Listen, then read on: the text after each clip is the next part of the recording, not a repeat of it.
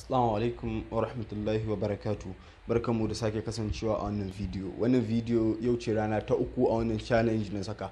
Idan wannan ne farkon kallon jerin game videos nan da muke yi, to ka koma ka kalli na baya saboda mun bar abubuwa masu matukar amfani, masu matukar muhimmanci wanda za su taimaka maka idan kana so ka fara kasuwanci ko kuma kana so ka fara samun kuɗi a internet. Mun fara challenge ne na duk sati, kullum a tsawon sati guda za mu ringa yin video, kullum za mu ringa dropping video guda ɗaya wanda zai ringa kawo abubuwan da za su amfane mu na harkar kasuwanci da kuma ga wanda suke da kasuwanci, wanda baya yi kuma zai taimaka mai gurin ya fara. Wannan challenge din yau ce rana ta uku, insha Allah za mu yi sati guda muna yi, wanda idan muka yi haka za mu saka rana, za mu samu mutane da dama sai a yi live video a kawo abubuwa masu matukar muhimmanci, sannan kuma amsa tambayoyin da kuka daɗe kuna yi a wannan jeron giyar sati video challenge din da muka ɗauko. Yau me za mu kawo a wannan channel din? A yau abu ne na daban. Abinda za mu kawo yau shine amfani da Instagram gurin samun kuɗi. Mun sani da dama amfani da Instagram sannan kuma da TikTok gurin samun kuɗi. Mun sani da dama abinda muke zuwa Instagram ko TikTok shine, abinda muke zuwa Instagram shine mu je mu kalli hotuna. Mu je mu kalli hotuna, mu bi blogs. Idan mace ce ka je irin su Northern Blog ko kuma Northern Hibiscus, ka je ka ringa kallon hirarraki da insu abubuwa domin ka ci dariya. To ko kuma ka ringa kallon hotunan mutane.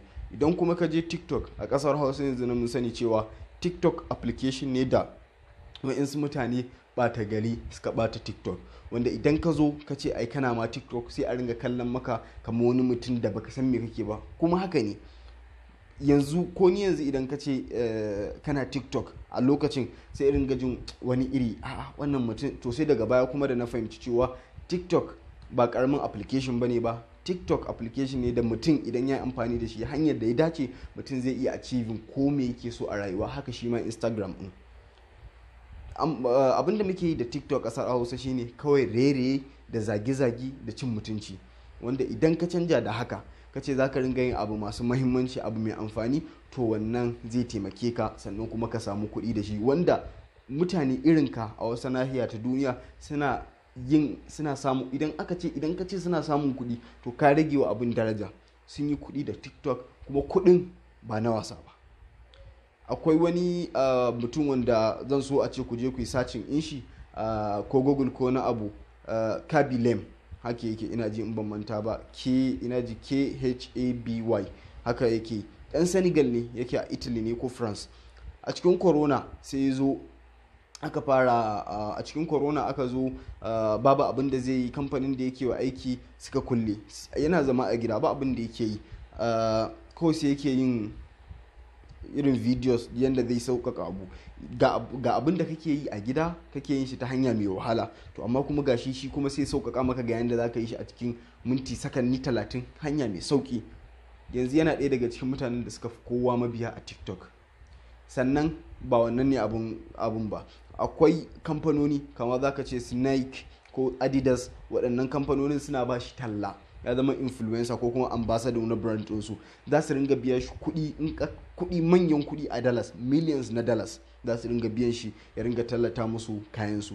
Kun ga ɗaya kenan. Sannan hanya ce, sannan amfanin TikTok ko kuma mahimmancin TikTok da ya fi sauran.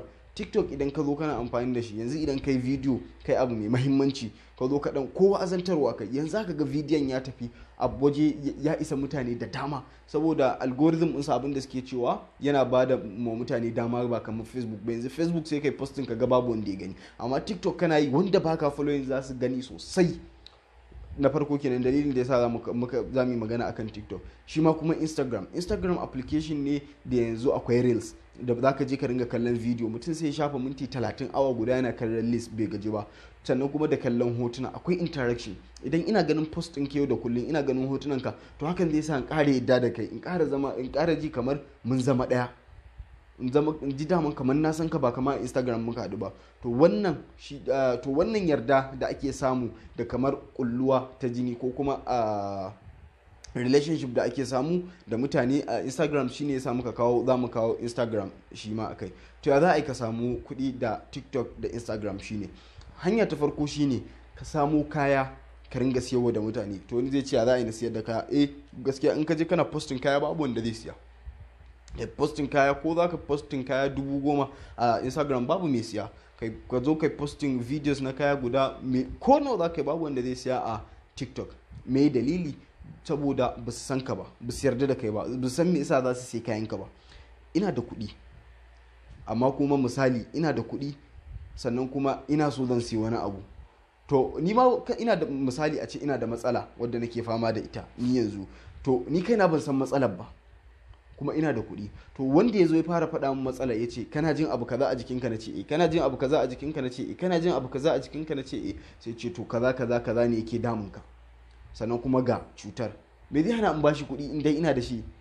To wannan shi ne. To kai ma sai ka kawo mutane abin da yake fama da su. Misali idan kaya za ka iya siyarwa, za ka iya cewa idan na maza ne za ka iya cewa to ga wannan kayan, za ka iya cewa saurayi inda maza za ka yi wa, ka ce idan kana zuwa gurin yan mata suna kinka, idan kana saka kaya ba sa maka kyau, to idan kana yin kaza ba ka yin kaza. To irin waɗannan abubuwan wanda baya yin haka, wanda haka yake faruwa da shi, ya ce kai fa haka ne fa, ina yin kaza ina yin kaza, sai ce to shikenan, sai ka kawo kayanka a matsayin maslaha gare shi, ka ce to kayan nan namu idan ka saka wane za a yi kaza. Za ka nemo matsalar da mutumin yake fama da shi, sannan sai ka ba shi kayanka a matsayin magani. Wannan shine a takaice.